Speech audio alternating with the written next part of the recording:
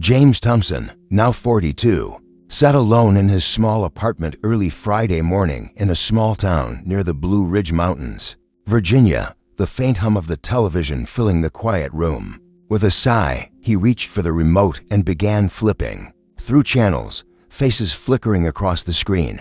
It was early in the morning, and the regular programming had not begun yet.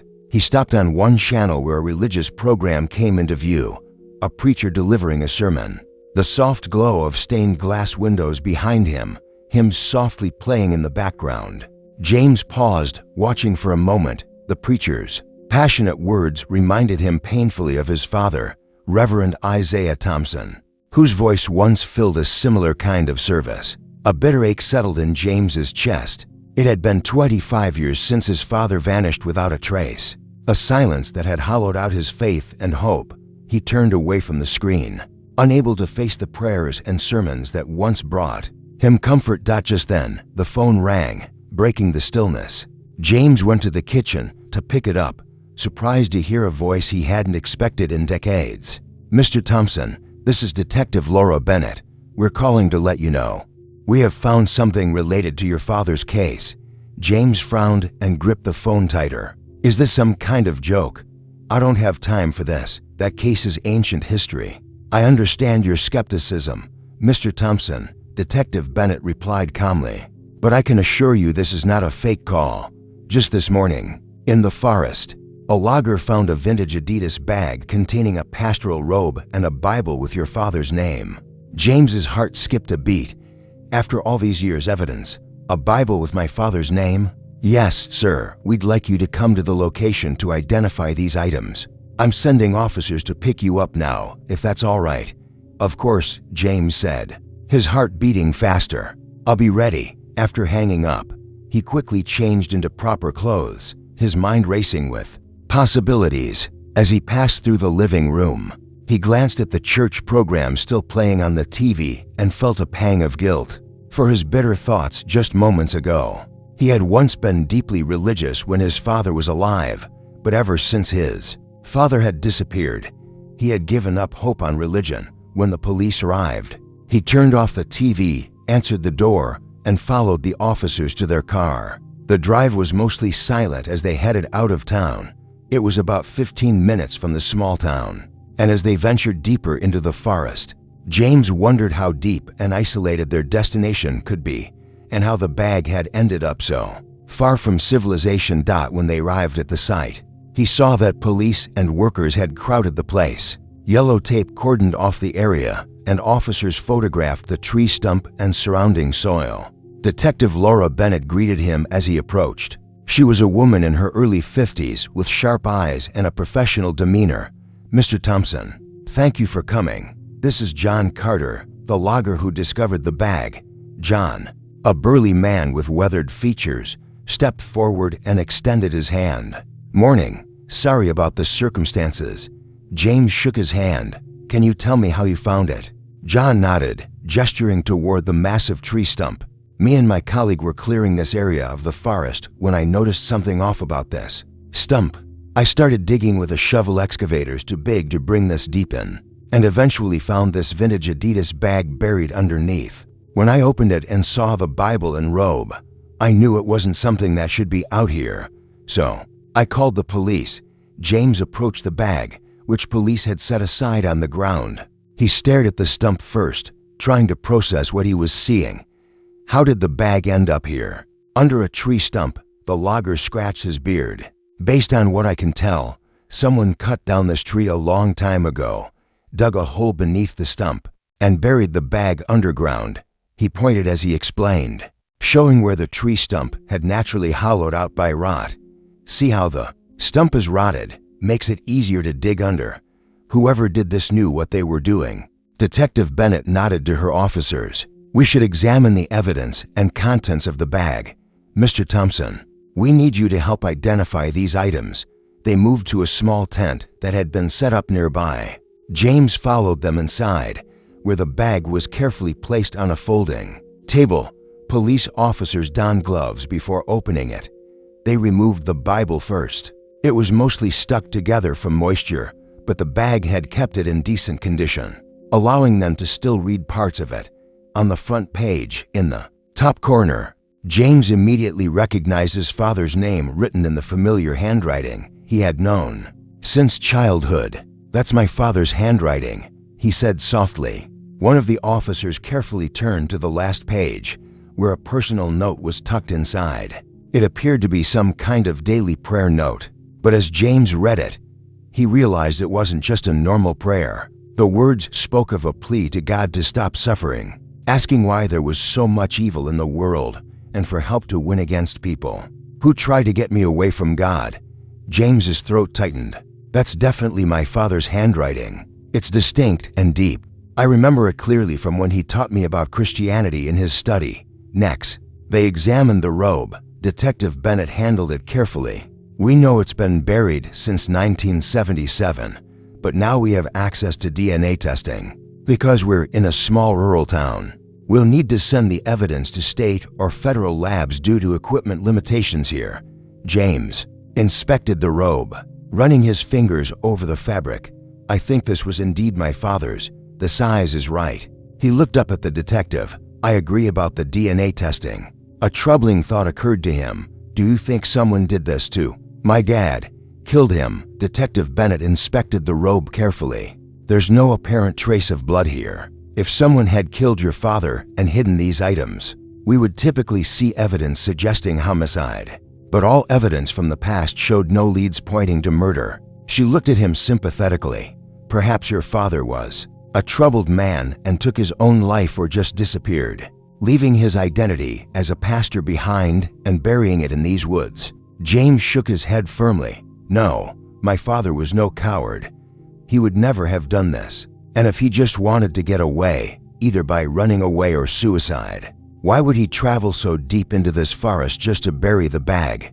He paused, looking at the Adidas bag. "I never saw my father own this bag. He was a simple man. He wouldn't have bought something like this." John Carter nodded in agreement. "It's not a quick task to dig underground this deep and bury a bag this size, especially under a tree. Just look at the size of those tree roots. Even in its decayed state, it would take a single man working alone a great deal of effort and a long time to finish the job." Detective Bennett considered this. "We'll keep all this in mind. Were there people in the community, either in town or at your father's church, who didn't like him?" James sighed heavily. "What can you expect? This is the Blue Ridge Mountains, and back then, racial tensions were very real in this small religious town. My father was a faithful minister, though, and he never would have wronged anyone intentionally." The detective nodded. "We'll review the case and evidence from the past again. For now, we'll keep our options open." As police secured the evidence, James asked if they could send him photographs of what they found. One officer explained that once processed, they would provide copies of all documentation and evidence photos. Detective Bennett then permitted James to return home. She turned to speak with John Carter about limitations on their work in the area. Now that it was an investigation site, an officer escorted James back to where the car was parked, and they began the drive back to town. The officer drove him home, and when James reached his apartment, instead of going inside, he headed straight to his father's study. The modest house where he grew up had long since been sold, but James had kept his father's most personal belongings, including the contents of his study, which he had set up in a spare room of his apartment. He began to look at the shelves first, searching for his father's sermon notes. He collected them carefully. His father had kept a very neat collection, all arranged on the shelf. Even now, they were gathering dust but remained well-preserved despite the yellowing pages. James thought about how young he had been back then when he first went through these sermon notes. He was 15 years old when he began his intensive study, under his father's guidance. Now at 42, he could only remember fragments of those teachings. He wanted to read these sermon collections again, to refresh his memories of his father's teaching. But mainly he wanted to convince himself that his father was a true devotee who didn't take his own life or struggle with his calling or identity. Something else must have happened. As he collected the volumes of his father's sermon notebooks, he noticed that the volume from 1977, the year his father disappeared, was missing. He searched everywhere for it, including his father's bedroom, but he didn't find it.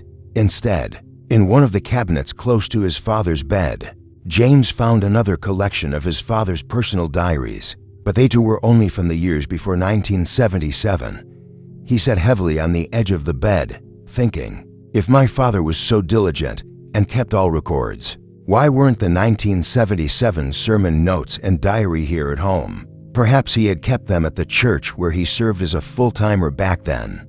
James thought back to the day he moved his father's belongings from their home. He had been so shaken and upset at the time that he hadn't paid much attention to the collection or the volumes. James tidied up the study room, selected an older edition of the sermon notebook to bring with him for reference, and headed to his car. He was going to visit Cedar Grove Baptist Church for the first time in 25 years. As he drove, James remembered how his father had spoken with such passion during his sermons, how his voice had filled the church with warmth and conviction. The memory was painful, but for the first time in years, James didn't try to push it away. Instead, he let it wash over him, remembering the man who had raised him strong, principled, and devoted to his calling. The drive to Cedar Grove Baptist Church didn't take too long. He arrived there in 10 minutes. The church building looked much older now than he remembered 25 years ago. When he was still 17 years old, the church had looked grand and new back then.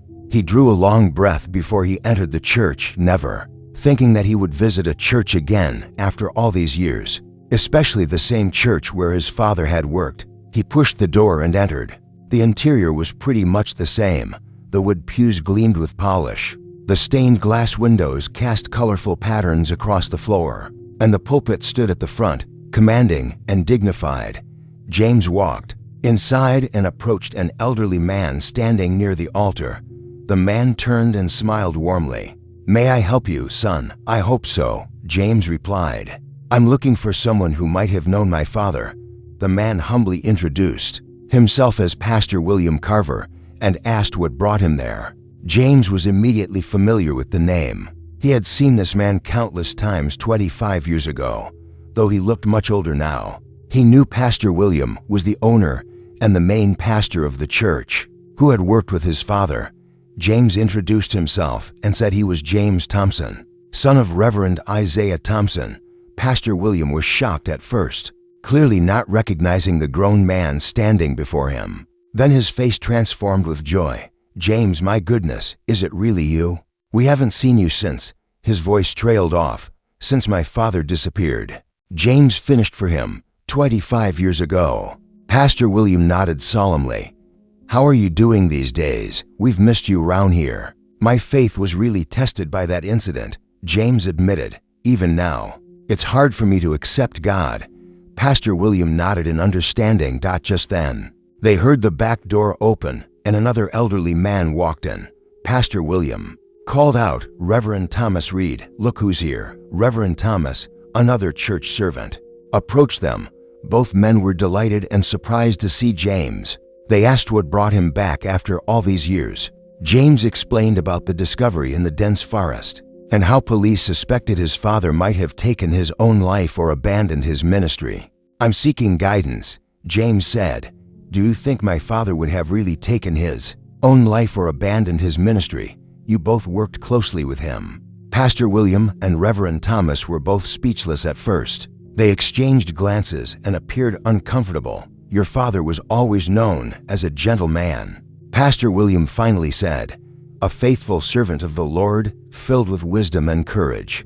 But no one knows the deepest thoughts of a man's heart," Reverend Thomas added quietly. "Why do you ask these questions now?" Pastor William inquired. James explained that with the new evidence, the police had reopened the case. If they could find his body, they might be able to determine the cause of his. He swallowed hard. Technology has come a long way since then. DNA testing and forensic methods are much more advanced now. William and Thomas exchanged another glance. "We would never think of your father as a troubled man," William said slowly. "But in the last days before he was gone, we noticed he had spent more late hours in his office at the church, often praying in anguish. When anyone asked him about it, Thomas added, He would say he was doing deep devotion and prayers. James nodded, then told them his real intention for visiting. "I'm looking for the missing volume of my father's Sunday sermon notes and his personal diary for the year 1977. He showed them the older volume he had brought with him from home. It should look something like this. Dad kept his records using the same brand of notebook up until that year, but the 1977 volume is missing. His personal diary from that year is gone too. Though I have all the others at home." William and Thomas examined the notebook James had brought. "We never really saw these," William said. "If we had, we would have given them to you or the police back then. Let's have a look anyway," Thomas suggested. They went to the church office, which had once been his father's, but was now used by Reverend Thomas. They checked the bookshelves and cabinets, but found nothing. Then they decided to check the library too, spending almost an hour searching through shelves, drawers, and storage boxes. As they searched, James placed his reference notebook on a library table.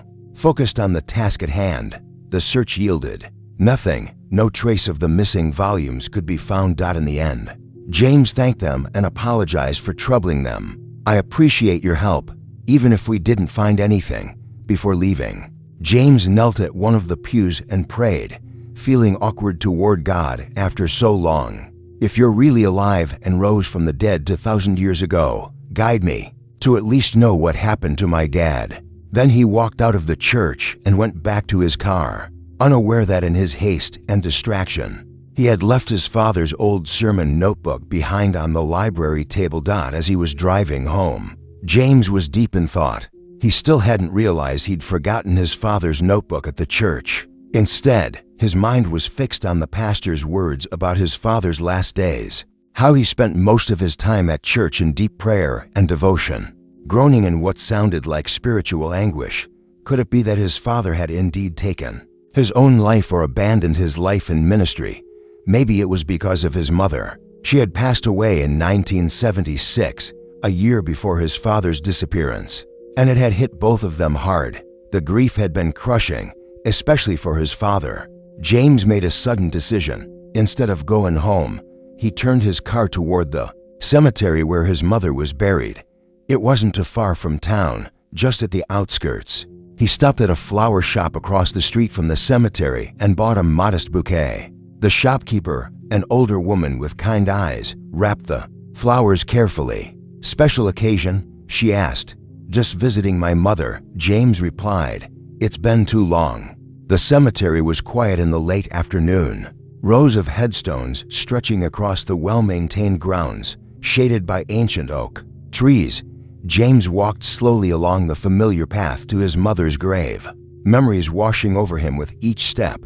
He found her headstone, Abigail Thompson, beloved wife and mother, and gently laid the flowers before it. Then he sat on the grass, the way he used to as a teenager after both his parents were gone. "Hi, Mom," he said softly. "It's been a while." He told her about the discovery in the forest, about the Bible and the robe, about his visit to the church.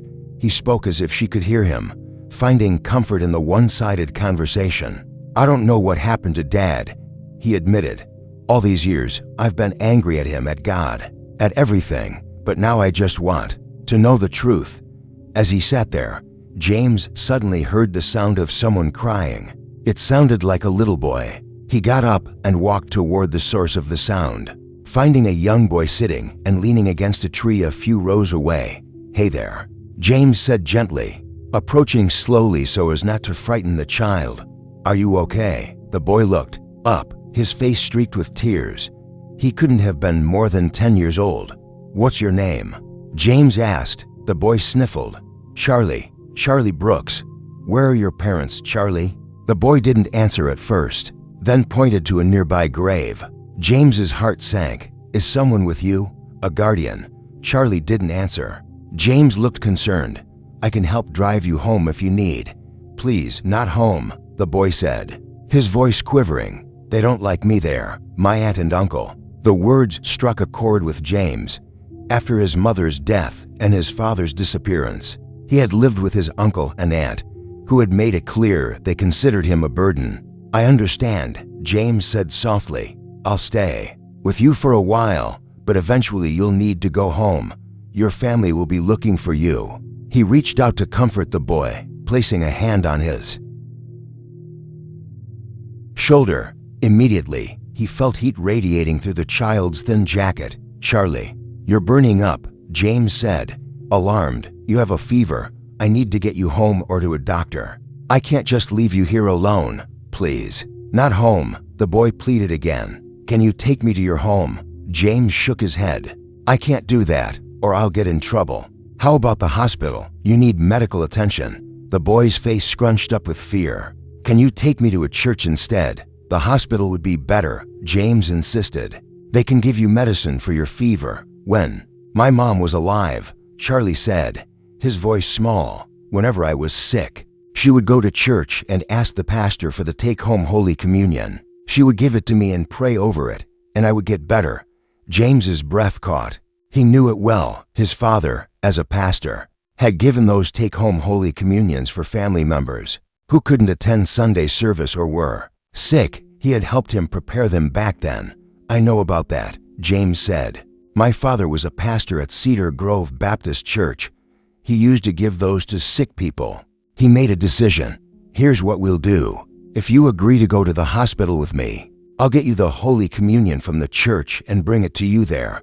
We can take it together. How does that sound? After a moment's hesitation, the boy nodded as they walked to his car. James suddenly realized he hadn't seen his father's notebook since leaving the church. With a sinking feeling, he remembered placing it on the library table and never picking it up again. I left my book at the church, he muttered to himself. I'll have to go back for it later. James drove Charlie to the emergency room and explained the situation to the medical team. He wasn't sure of the boy's address, but thought they might find it in their records. Before Charlie was taken away by the medical team, the boy looked at James. You promised about the communion. I'll keep that promise, James assured him. I'll be back soon. After completing the necessary paperwork and arranging to pay for the boy's treatment, James left the hospital. The sky had darkened to a late afternoon when he stepped outside. He got back to his car and searched for the church's phone number. In his contacts list, it was the old number he had always kept, just in case. He tried calling to ask about the Holy Communion, but no one answered. He decided to drive there directly. He arrived at the church and parked his car in the lot. Entering the building again, James searched for Pastor William or Reverend Thomas, but couldn't find either of them. Instead, a young church staff member greeted him, clearly not recognizing who James was. Can I help you, sir? The young man asked. I'm looking for Pastor William or Reverend Thomas. James replied. Are they around? The young staff member shook his head. They're at the church cemetery right now, performing blessings. James frowned. This didn't sound like any ritual he recognized from his years at the church. Pastors didn't typically perform cemetery blessings, especially not at this hour. Is that usual? He asked. The young man shrugged. Sometimes they do that. It's been like that since I started serving here, but I can help you with something if you'd like. James explained about his missing book and the take-home Holy Communion. I was here earlier today talking with Pastor William and Reverend Thomas, but I left my book in the library. Also, I need a take-home Holy Communion for a sick boy in the hospital. The young staff member seemed to believe him without question. I can help you with both. Let's check the library first. They walked to the church library, and James was relieved to see his book still on the table where he had left it. He picked it up, noticing that the piles of books from their earlier search had been neatly returned to the shelves. As he glanced around the library one last time, he noticed a book on the top shelf that appeared to have been recently disturbed. It wasn't pushed in properly, teetering dangerously close to the edge. I should fix that before it falls and hurts someone, James said, reaching up. The young staff member started to protest, saying he would take care of it later. But James was already stretching to reach it. Being tall, James easily grasped the book, but it was unexpectedly heavy. It slipped from his fingers and fell to the floor with a thud, pages splaying open. I'm sorry, James said, bending to retrieve it. As he picked it up, he noticed the title, Church Financial Management and Stewardship. What caught his eye, however, was the familiar handwriting in the margins, his father's handwriting. "Is this book available to borrow?" James asked, trying to keep his voice casual. The staff member looked uncertain. "We need to check it out properly if you wanted to borrow it, of course." After the young man recorded the loan in the church library log book, they exited the library. The staff member then asked James to wait while he fetched the communion from the sacristy. "May I come with you?" James asked. "I used to help in the sacristy when my father, Reverend Isaiah Thompson, served here." The young man looked uncomfortable. "I'm sorry, sir, I've heard about Reverend Isaiah Thompson, but we can't let anyone into the sacristy." James nodded in understanding. Of course, he waited in the hall, opening the financial book he had borrowed. There were numerous passages highlighted and annotated in his father's distinctive handwriting. One section was particularly heavily marked, "God sees how we handle his money." This isn't just bookkeeping, it's about trust and integrity. Church funds are sacred trusts, and leaders must be beyond reproach in their handling of these. Resources in the margin, his father had written, "Accountability to God first." Then to the congregation. As James turned the pages, he noticed something else, what appeared to be the faint impressions of erased pencil marks. His father had always pressed hard when writing with pencil, leaving deep indentations in the paper. Tilting the page to catch the light, James could make out two names that had been circled and then erased: William Carver, Thomas Reed, both with question marks beside them. Several sentences about church fund embezzlement were heavily underlined, with notes about dealing with financial impropriety in Christian ways and with grace but firmness. James closed the book, his mind racing. Had his father suspected Pastor William and Reverend Thomas of financial misconduct? Is that why he had written their names from the side window? James caught sight of two silhouettes at the cemetery. He assumed they were Pastor William and Reverend Thomas. He watched them through the window, trying to make out what they were doing in the dimming evening light. The young staff member returned with the take-home communion set in a small cloth bag. "Here you are, sir." "Thank you," James said, accepting it gratefully. "By the way, do you know exactly what Pastor William and Reverend Thomas are doing at the cemetery? I can see them from here."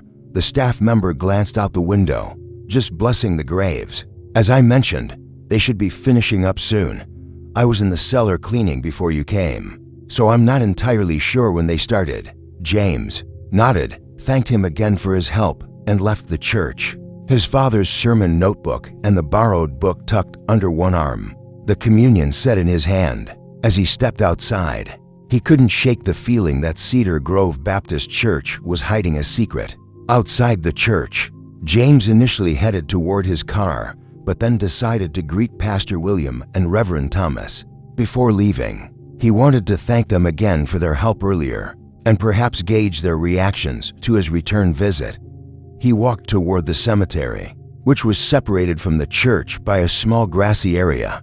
As he got closer, he began to make out more details in the fading evening light. What he saw made him stop in his tracks. Reverend Thomas was shoveling soil onto a mound, while Pastor William stood nearby, holding what appeared to be a bag. Neither man noticed James approaching. "Good evening," James called out, deliberately making his presence known before getting too close. Both men jerked their heads up, clearly startled. In the dim light, their faces showed unmistakable shock when they recognized James. "James." Pastor William's voice was higher than usual. "What are you doing back here?" "I apologize for surprising you," James said, walking closer. "I came back to get my book that I left in the library and to pick up a take-home communion for a sick child at the hospital." He gestured toward the shovel in Thomas's hand. "What are you doing out here at this hour?" The two men exchanged quick glances. Pastor William cleared his throat. "We were just," he began, "blessing the graveyard." Reverend Thomas cut in. "When we noticed this old grave for a deceased dog from the congregation." Pastor William nodded vigorously. "Yes, and we got permission from the owner to move the remains because, as you can see, the church cemetery space is becoming crowded. We need to make room for future burials." James looked from one man to the other, then at the freshly disturbed soil. Their explanation struck him as bizarre and implausible, moving a pet's grave, making room in a cemetery at this hour. But he didn't challenge them directly. "I see, sorry for disturbing you. I just wanted to let you know I had come back for my book." Pastor William's eyes fixed on the financial book under James's arm. "Is that another book you took from the library?" James nodded. "Yes, it fell from the top shelf while I was there. I noticed my father's handwriting inside and decided to borrow it. The young staff member helped me check it out properly." Reverend Thomas's posture stiffened visibly. After a moment of silence, he said, "Your father was once interested in that book too. Just remember to return it on Sunday." "Of course," James replied. "I should go now. I promised the boy at the hospital I'd bring him communion." He excused himself and walked back to his car, feeling the men's eyes on his back the entire way. Once inside his vehicle, he watched through the window as Pastor William and Reverend Thomas remained standing in the same spot, heads closed together, in what appeared to be intense discussion. Their body language was tense, nothing like the calm demeanor of men performing routine cemetery maintenance. James started the engine but didn't immediately drive away. Instead, he continued watching them, his suspicions growing by the minute. He was about to leave when his phone rang. It was the hospital. "Mr. Thompson, this is Nurse Carter from County General. The boy you brought in is asking for you. His family has arrived as well." "Thank you," James replied. "Please tell him I'm on my way back." As he was about to pull out of the parking lot, movement caught his eye. Reverend Thomas was loading the shovel and a bag into the back of his car, which was parked at the other side of the cemetery under a street light. The Reverend climbed into his vehicle and quickly drove away, exiting the cemetery from another access point. Pastor William, meanwhile, hurried back toward the church through the rear door. James decided to head to the hospital immediately. He pulled out of the parking lot and turned in the direction of the county hospital, his mind working overtime to process what he had just witnessed. After driving for several minutes, as he approached a traffic light near the hospital, he spotted Reverend Thomas's car again. The Reverend sped through the intersection just as the light turned yellow, taking the road that led toward the forest and mountains. James frowned. That road didn't lead to any residential areas, it only went to the wilderness areas and mountain roads. Why would Reverend Thomas be heading there at this hour with a shovel and a mysterious bag he claimed contained soil or animal remains from the church graveyard? Making a split-second decision, James turned to follow the Reverend's car, maintaining a safe distance. He felt bad about delaying his visit to the boy, but his instincts told him something significant was happening. The Reverend's car sped up even more as it entered the forest road. James pulled out his phone and called Detective Bennett. "Detective, it's James Thompson." "Mr. Thompson, is everything all right?" "I'm not sure," James replied, keeping his eyes on the tail lights. "Ahead, I'm following Reverend Thomas Reed from Cedar Grove Church. He was digging in the church cemetery this evening, claimed he was relocating a dog's grave. Now he's speeding toward the forest with a shovel and a bag of what he says are remains. His behavior is extremely suspicious." There was a brief silence on the line before Detective Bennett spoke again. "Don't pursue him, Mr. Thompson. Turn back now. We'll handle this." "I can't just let him out of my sight," James argued. "He could be in danger or doing something tied to my father's case. I have reason to believe that could be what's going on. Yes, I know it's confusing, but I won't turn back until your officers catch up to us." Detective Bennett sighed audibly. "If you insist on continuing, maintain a safe distance and do not engage with him under any circumstances. Keep this line open and tell me exactly where you are and what you see. I'm sending officers your way now." "Understood," James agreed, gripping the steering wheel tighter as he followed the Reverend's car deeper into the darkening forest. James kept following the Reverend's car while keeping the line open with Detective Bennett, reporting his location and observations as they progressed deeper into the forest. "We're on Ridgeview Road now," James said, heading northeast, about 5 miles from the town limits.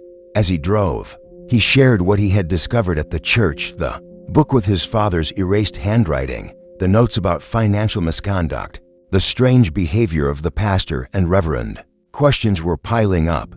Who had erased his father's handwriting? Who had placed the book on that top shelf? And why did it appear recently disturbed? Had Pastor William or Reverend Thomas checked it after his first visit to the church? The road is narrowing, James reported. We're climbing an elevation now. There's nothing out here but wilderness and a few lookout points. Our officers are about 10 minutes behind you, Detective Bennett replied. Remember, do not approach him. Suddenly, the Reverend's brake lights flashed, and the car pulled into a small gravel area, a scenic lookout point that offered views of the valley and river below. He's stopping at Hawk's Nest Lookout, James said into the phone. I'm going to pull over at a distance. James parked his car about 100 yards back, partially concealed by a bend in the road. From there, he could see Reverend Thomas exit his vehicle, put on a headlamp, and remove the plastic bag and shovel from his trunk. The Reverend walked toward the guardrail, then descended a set of wooden stairs that led to a lower viewing platform and trail along the cliff edge. He's heading down to the lower trail with the bag and shovel, James whispered into the phone. It's dangerous down there in the dark.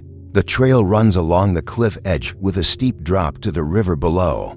I'm not sure what he's planning to do. Stay in your car, Mr. Thompson, Detective Bennett ordered. But as James watched the Reverend's headlamp bobbing down the darkening trail, a surge of urgency overwhelmed him. The only reason Thomas would head to the lower platform was to get as close as possible to the cliff's edge, and with a bag and shovel in hand. The most logical conclusion was that he intended to dispose of something, whatever it was in the bag, by throwing it into the chasm below. I need to know what he's doing, what's in that bag, and what he plans to do with it, James said. I'm going to try to stall him until your officers get here. Ignoring Detective Bennett's protests, James grabbed a flashlight from his glove compartment and quietly exited his car.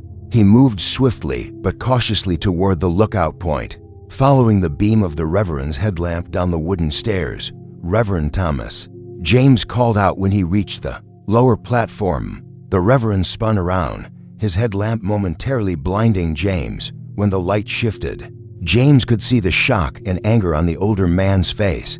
What are you doing here? Thomas demanded. Have you been following me? I saw you speeding out of town and got concerned, James said, moving carefully along the trail toward him. It's dangerous out here at night. What are you doing with that bag? You said it contained remains from the church cemetery. The Reverend didn't answer. A heavy silence fell between them, broken only by the distant sound of the river. Far below, you know, don't you? Reverend Thomas finally said, his voice low and tense. James was still confused, the puzzle pieces not quite fitting together in his mind. Know what? Do not pretend, the Reverend snapped. The wail of police sirens suddenly cut through the night air. Reverend Thomas's eyes widened. You called the police, he gasped. The plastic bag dropped from his hand, landing with a thud on the wooden trail. As it hit the ground, something solid inside made a distinct noise that soil or animal remains wouldn't make. Taking advantage of the Reverend's shock, James lunged forward and grabbed the bag. Looking inside, he saw it contained not only soil from the grave, but also two books covered in grave dust. Even in the dim light, he recognized them immediately by their covers: his father's sermon notebook from 1977 and his personal diary, the exact matches to the other volumes he had at home. You hid these from me, James asked, anger rising in his chest. You wanted to get rid of them, and those weren't dog remains at the cemetery, were they? They were my father's, weren't they? You were going to throw his remains off this cliff into the river below with the rest of the evidence. Police cars pulled into the lookout area, their flashing lights illuminating the scene in pulses of red and blue. Detective Bennett's voice called down from above. Police, stay where you are. Reverend Thomas looked wildly from James to the approaching officers. With a sudden movement, he climbed over the safety fence that separated the trail from the cliff edge. No, James shouted, dropping the bag and rushing forward. Don't do this. This is better than facing arrest and shame, the Reverend muttered. Preparing to jump, James grabbed for him, but missed as Reverend Thomas leaned forward into the abyss. Two officers who had raced down the stairs lunged forward and caught his arms, pulling him back despite his struggles and pleas to let him go. "You won't meet your God's judgment so fast," one officer said as they dragged him back over the fence. "You'll face the judgment of the world first." Detective Bennett radioed for backup to arrest Pastor William at the church. Suspecting he was also involved, officers secured the scene, collecting the bag and its contents as evidence. Reverend Thomas was read his rights and placed in a police car. Detective Bennett approached James, who was still shaking from the confrontation. "I told you not to approach him," she said sternly, but her expression softened, seeing his distress. "But I understand why you did. We need you to come to the station to identify these items properly." James nodded, still processing what had just happened. "He would have thrown my father's ashes and remains away if I hadn't been here." He paused, then, after he calmed himself, he added, "I have one favor to ask. Could someone call the hospital and let the nurse know I'll be late visiting the boy? I promised I'd return with the communion. We'll make sure they get the message." Detective Bennett assured him. As they climbed back up to the parking area, James looked back at the cliff edge, thinking how close they had come to losing critical evidence and perhaps the final answers about what had happened to his father 25 years ago. They drove back to the police station, James following the police cars. At the station, he saw Reverend Thomas being processed for booking and, to his surprise, Pastor William was already there, in handcuffs as well, being led to a holding cell. Detective Bennett took James to a conference room, where the evidence was being carefully laid out on a table. The two books, the 1977 sermon notebook and his father's personal diary, the church finance textbook James had borrowed, the grave, soil which contained bone fragments and what appeared to be part of a human skull, and the shovel.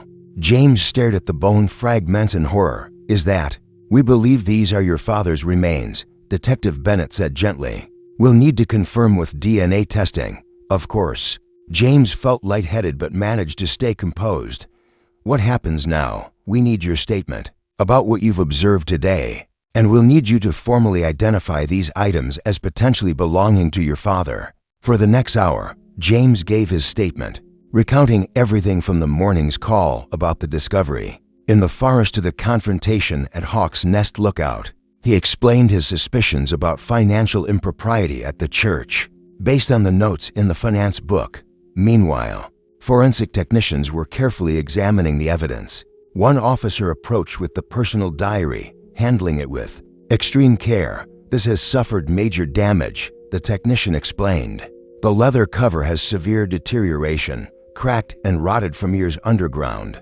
The paper inside has swelled and stuck together into a solid pulpy block in many places. There's extensive mold and mildew damage, turning sections black. It's extremely fragile." "Can you read any of it?" Detective Bennett asked. "It's a miracle it's not completely gone." The technician replied, "We're handling it delicately, but we can make out some faint handwriting among the broken and rotted pages. Using specialized tools, they carefully separated a few pages that were less damaged." James leaned in to see his father's handwriting, faded but still discernible. "Cannot ignore this any longer. The missing funds are now over $10,000 when confronted privately. William and Thomas denied everything, but the evidence is undeniable. I've prayed for guidance on how to proceed without publicly shaming them, but they must be held accountable. It's honestly a miracle this page survived in such condition," one officer remarked, "and the fact that the finance book was just sitting there on the top shelf of the church library. William or Thomas must have thought it was safe, especially after erasing their names from the page.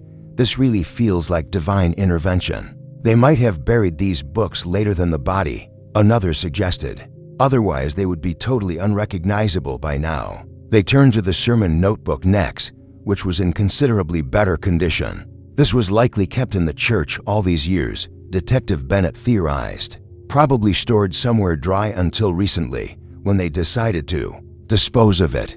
The notebook contained Reverend Isaiah Thompson's Sunday sermons from January through April 1977. In the weeks before his disappearance, his topics had increasingly focused on honesty, integrity, redemption, and forgiveness. One sermon, outlined from early April 1977, was titled "The Courage to Confront Evil with Love."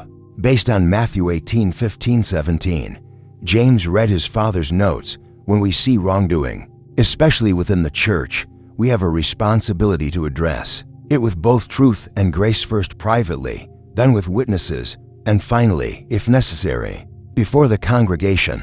This is not about punishment, but about restoration. The processing took several hours. As they worked, an officer entered the room with an update from the interrogation rooms. "Pastor William is still denying most charges," the officer reported. But Reverend Thomas broke down completely.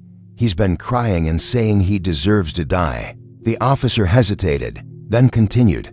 "Thomas has confessed. He says he and William, as church elders, deeply resented your father, Mr. Thompson, partly because of his race." This was the 1970s in rural Virginia, but mainly because he threatened to expose their embezzlement of church funds. James sat down heavily as the officer continued. "According to Thomas, your father gave them an ultimatum: either confess their sin in front of the congregation and withdraw from the church, or he would expose them himself the following Sunday." That Friday evening in 1977, after a heated confrontation in the church office, William and Thomas attacked your father in the church basement. The officer's voice was professional but gentle. Thomas admitted that they strangled him and then wrapped his body in an old robe from the church sacristy. They buried him secretly in the church cemetery, but not in a marked grave. Instead, they desecrated an older grave for a deceased dog belonging to a congregation member, burying your father's body underneath in a shallow grave covered by tree roots, intending to hide the body in plain sight but undisturbed. James closed his eyes, trying to process the horror of what he was hearing. "They decided to bury the evidence far away from the body," the officer continued. "They prepared that old Adidas sports bag we found to transport the robe, Bible, and some personal items. They paid someone with church money to dig under the stump of a large tree in the dense forest, a tree that had been cut down for timber by local loggers long ago, so that way they would still know which location it was in case they needed to retrieve or move the evidence. The man covered it with soil to hide it all this time. Why has no one, the police, ever questioned their story?" James asked, his voice barely audible. Detective Bennett shook her head.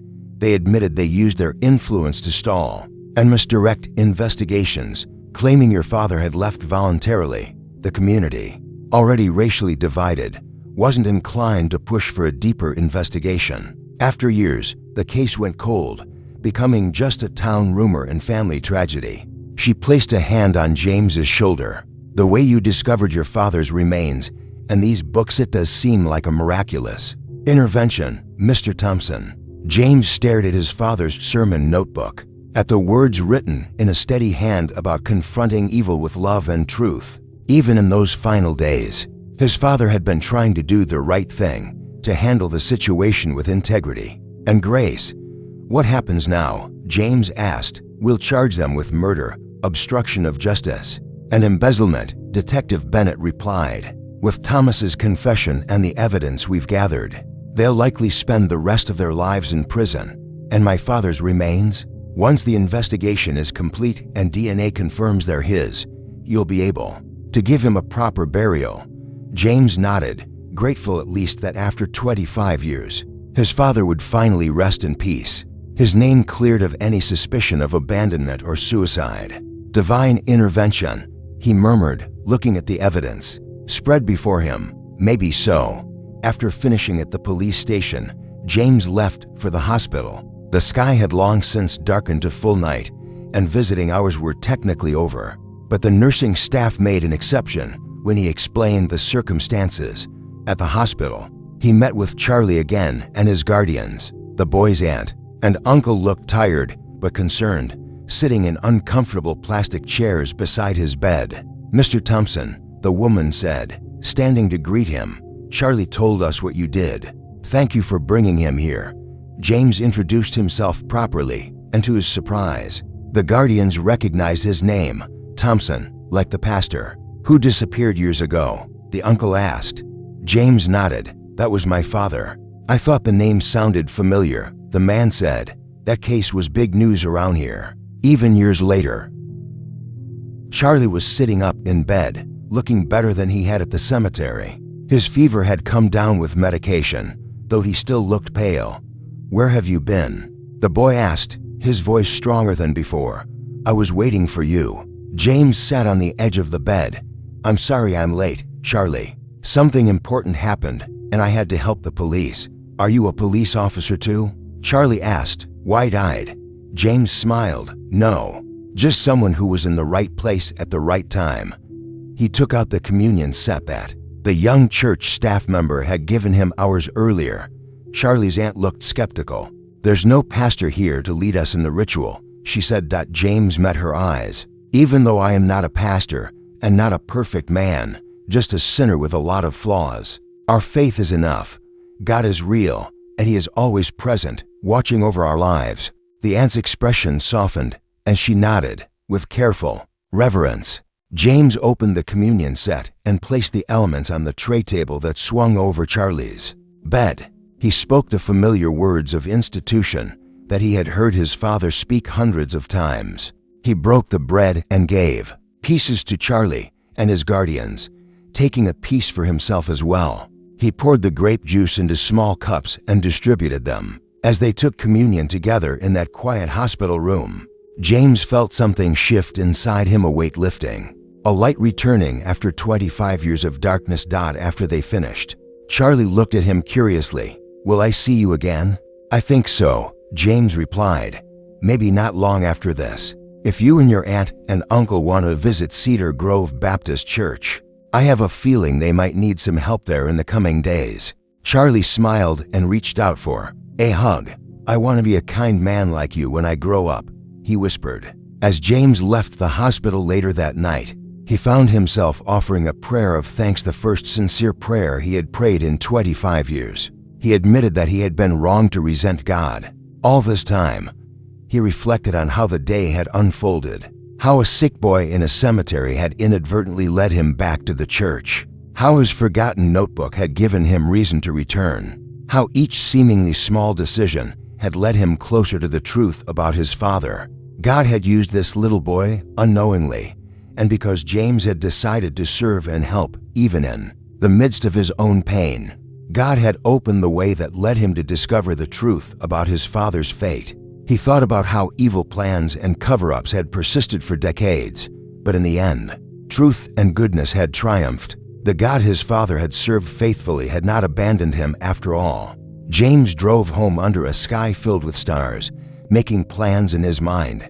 Once the investigation was complete, he would give his father a proper burial and memorial service. He would reconnect with the congregation at Cedar Grove, many of whom had probably never known the truth about their beloved pastor's disappearance. And perhaps, just perhaps, he might find his own way back to faith, not despite his father's tragedy, but because of the integrity and courage his father had shown in his final days. As James pulled into his driveway, he looked up at the night sky and whispered, "Thank you for not giving up on me, even when I gave up on you." After 25 years of anger and doubt, James Thompson had finally found the peace that had eluded him for so long. His father was gone, but the truth had been revealed, justice would be served, and remarkably, faith had been restored.